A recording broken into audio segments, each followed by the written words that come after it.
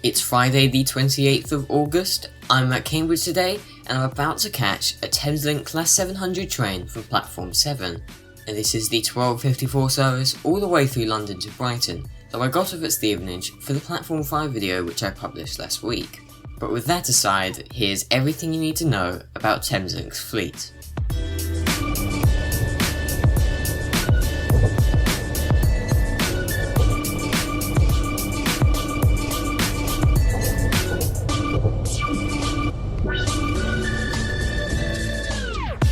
To begin with the manufacturing facts, Siemens constructed a total of 115 units under the Thameslink programme from 2014 to 2018, with 60 having 8 cars and the other 55 with 12 cars.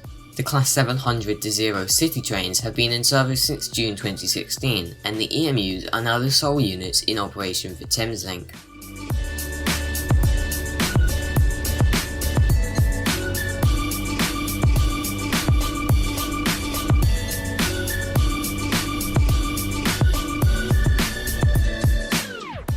There is a 2+2 seating arrangement throughout the train, with no tables or power sockets for standard class. You should also keep in mind that there isn't Wi-Fi available either.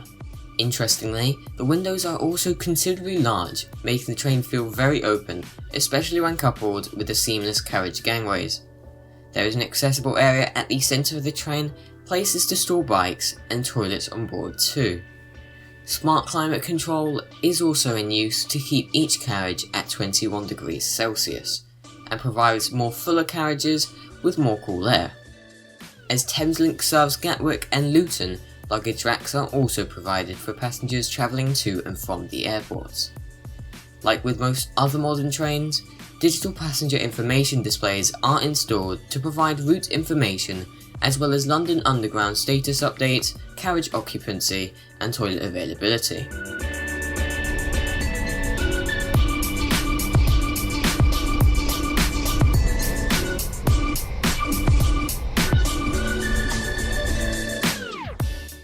There are 2 first-class compartments, each at the front and rear of the train. However, if you didn't already know this, the compartment at the rear of the train is always declassified, meaning that you can sit in that area while holding a standard class ticket. Note that this only applies for the rear of the train.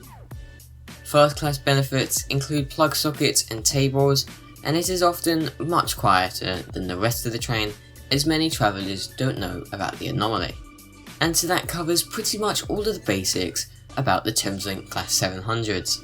And if you couldn't already tell, my return journey was, well, very rainy to say the least. What are your thoughts about these trains? Let me know in the comments.